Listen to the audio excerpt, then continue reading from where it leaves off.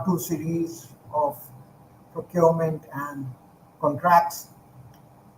Thank you very much again uh, for providing your feedback, and I have changed certain things. For the part 3 and part 4, that will be tomorrow, 8 around 12 p.m. GMT, or you can say 5:30 p.m. India time. So for tomorrow, it will be around 5:30 p.m. Indian time. Kindly note, tomorrow it will be 5:30 p.m. India time, and day after tomorrow as well, it will be 5:30 p.m. India time. Thank you.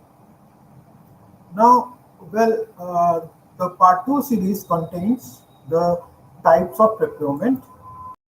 What are the types of procurement? How we are dealing with those types of procurement. So, there are various types of procurement, as I have discussed it earlier. These were direct, indirect procurement, strategic planning procurement, and then global procurement. Well, direct procurement is one in which a person or a company procures directly. Say a person goes to a shop and picks up, or a company orders some good directly from somebody and they are procuring it directly. Then what is indirect? Indirect is like the company order me, or a company giving the second party a order to procure something on behalf of itself. It's called the indirect procurement from a intermediary, such as a distributor or a dealer. Instead of going directly to the manufacturer, they buy to the from the distributor or the wholesaler. Now, coming to the points, the cost, sometimes they say the cost is lower from the dealer, but it is higher from the manufacturer. Sometimes they say the cost is lower from the manufacturer, but higher from the distributor. Why is it so? To be very precise, is the costs incurred by the manufacturer. It may be that those costs, when combined all together, that his point of sale will become the higher cost. Means that you're purchasing something directly from the manufacturer. Cost after the distribution and the selling process, say the supply chain, makes it a cost higher for the particular company or a particular person. Then, how come it comes lower side from the distributor? There are certain goods which the distributor stores, and since these goods are stored and these goods are for sale when the price is favorable for everybody, then the distributor sells. The distributors have agreement with the manufacturer, so anything can be done. Either you purchase from the distributor or from the manufacturer, it depends upon you. The supply chain is done in such a way that the distributors have go down and logistics in which they can offer you a lower price than the manufacturer. Okay, the cost of office, you can say, is more to the manufacturer to give you a higher price, and the cost of maintaining the office to a distributor is low. The e-commerce company mostly do it in this way. The e-commerce companies have larger godowns in which they buy a good at a very high discounted price from the manufacturer, and they store. Then there is a high demand for defense. Okay, so from defense, the manufacturing is done through strategies, and these strategies ask them to procure through a strategy, through a particular way, in which that way helps them to save time and cost and meet the demands of the defense industry. This is called the strategic procurement. Even in the space industry, in the construction, power, there are certain types of industries in which these things are done, in which a strategy or a planning is done to procure the things at a certain amount of time. Then the global procurement comes.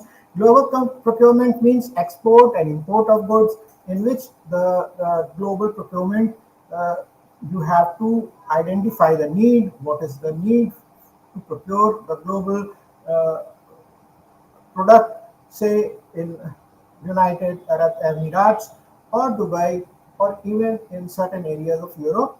The global procurement or the export is done for food items these days, and they procure food items which are have a long shelf life. They immediately ship to their own country and by a supplier, and negotiating a contract that in case there is something perished or these are not meeting their standards, say there are halal standards, FSSAI, or the CE confirming European norms. If they do not meet, then the consignment or the good is rejected. This is called the global procurement, nothing but export and import of good. Then they have to manage the delivery in the export and import, and they have to monitor as well and try to improve. Say if there is large number of rejection of a particular good, then they have to monitor and improve those things. In case they are not able to monitor and improve, then these things go for a total rejection or a long time rejection until they improve the quality of their goods. Then global procurement can be a complex process because it involves various duty. There is port, which is ports are required. Then there are many various other things which is required. So that has to be taken care of for the global procurement side. Coming to the other procurement strategies or the other things, I've already divided it into four types of industries, which is construction, then it is manufacturing, then it is power and energy, then it is retail and logistic industries. So I have already divided it into four types of industries, and I will tell you again. It says construction, including all type of construction; manufacturing, including all type of manufacturing; power and energy means all type of power and energy; retail means all type of retail works; logistics means the transportation and storing of the things into the houses. Now, these four industries are mostly using various local laws and international norms. The international norms I will discuss because the local norms are also to be taken into account, but it is mainly like FIDIC and IACCM. FIDIC is nothing but the International uh, Journal of Consulting Engineers, and there is another ACCM is Associate uh, Chambers of Industries, which is the UK based norms. So these are the things which we have to take into account. Now coming to the various industries and segments, there is the first of all we will look at into the construction industry. See, construction industry, there is a design build procurement in which the contractor is responsible for both design and construction of the project. Then it is EPC. EPC is nothing but engineering, procurement, and construction. The contractor is responsible for the engineering, procurement, and construction of the project. General contracting, the general contractor is responsible for the overall management of the project and subcontracts out of work to the other contractors, which is called a general contractor. Then there in the construction industry, subcontracting, a contractor subcontracts is the part of work to the another contractor. Means he laid out his work to the contractor for the construction industry. Now coming to the manufacturing industries, the manufacturing industry has various other kinds of procurement. First is JIT, just in time manufacturing. The manufacturer produces goods only when they are needed to be done to the customer.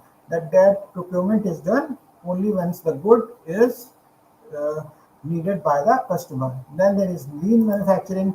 Lean manufacturing is nothing but the manufacturer focuses on eliminating, means there is a low chance of rejection and uh, means waste, rejection and waste from the goods produced, and improving efficiency of the manufacturing process.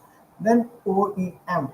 The manufacturing OEM is original equipment manufacturing. The manufacturer produces the goods that are sold under the brand name of other company. That the manufacturing is producing the good.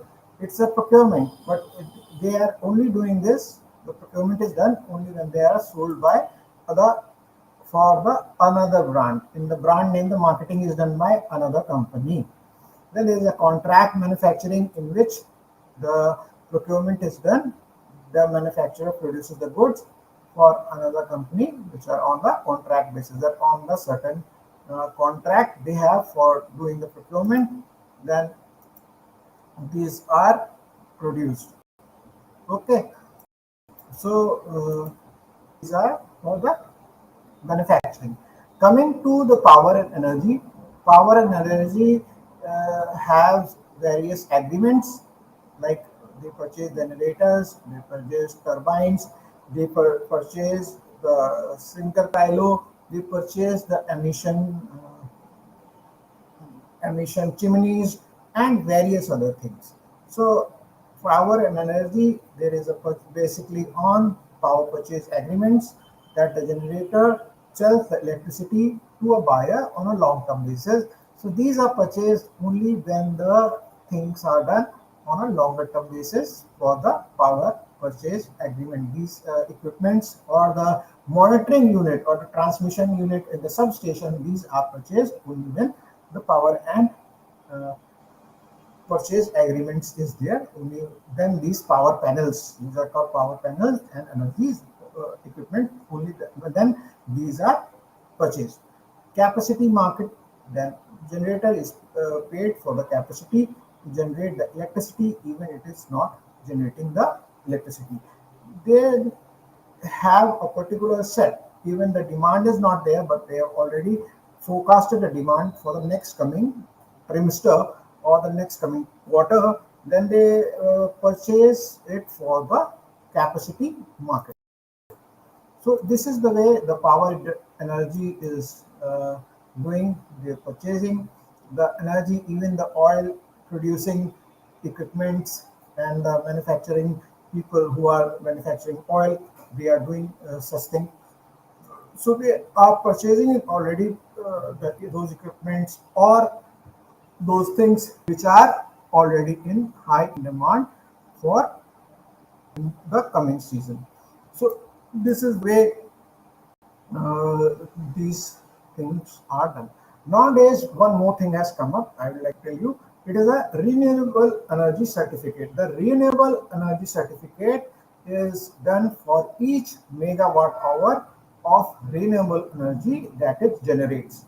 So, for a particular megawatt for a renewable energy, say even a hydropower or a solar energy, these equipments are purchased per megawatt or for a particular capacity.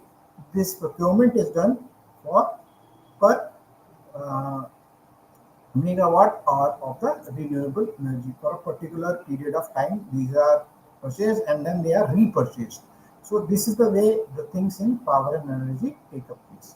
Then there are retail. Retail, I have already told you, this is direct procurement in the retail industry, indirect procurement, and the strategic sourcing, which I have already told you in the earlier. I'll tell you again, the retailer buys gold directly from the manufacturer or the supplier. Indirect procurement, the retailer goes to the distributor and purchase. Strategic sourcing is a long-term relationship.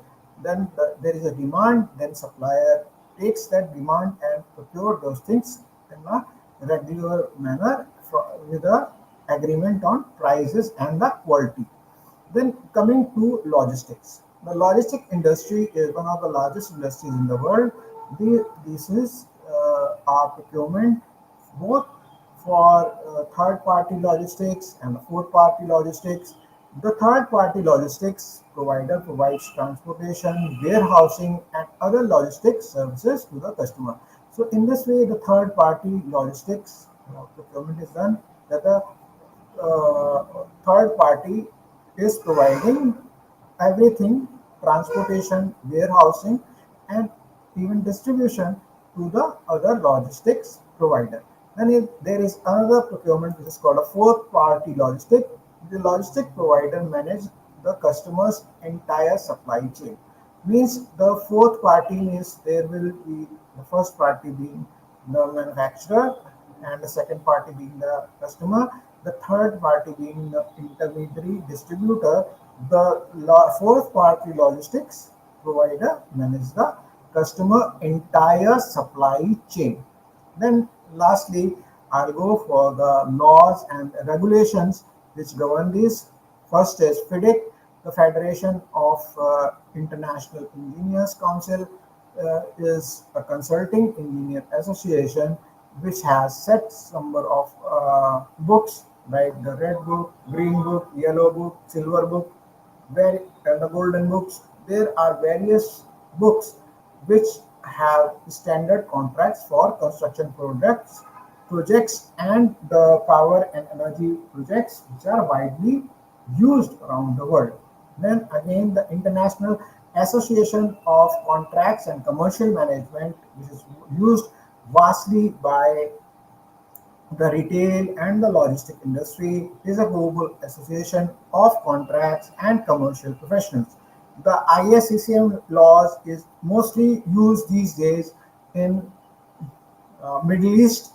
The Middle East people are generally using these laws because they have a heavy turnaround of commercial activities and perishable items. They have to take care of their population and as well the other uh, expats which are in their country. So the International Association of Contracts and Commercial Management is type of yours is used mostly in the Middle East as well in the European countries. These are uh, the two laws which are mostly used as per the industry specific requirement. Now, in addition to the above, there are certain rules and regulations which are followed by the WTO, which is the World Trade Organization. Then, agreement on the procurement, that the government has laid down the guidelines for the procurement. These are set of rules which are used for government procurement, which can be taken into account by both the private and the government party while purchasing certain things, goods or services as per the requirement of their own department or their commercial activities. Now, that is the main aspects of procurement. Tomorrow we will be dealing in mostly the contracts, and the third part will be contracts and types of contracts, and the last part will be international contracts and global procurement. Okay, so I thank you for watching this. I hope many things in the procurement scenario is now clear to you. Tomorrow at 5:30 p.m., which will be around 12 p.m. GMT, I will be going for the types of contracts for you. Thank you for watching and have a nice day. It's as per your demand, and I've changed the thing as per your demand. Thank you very much.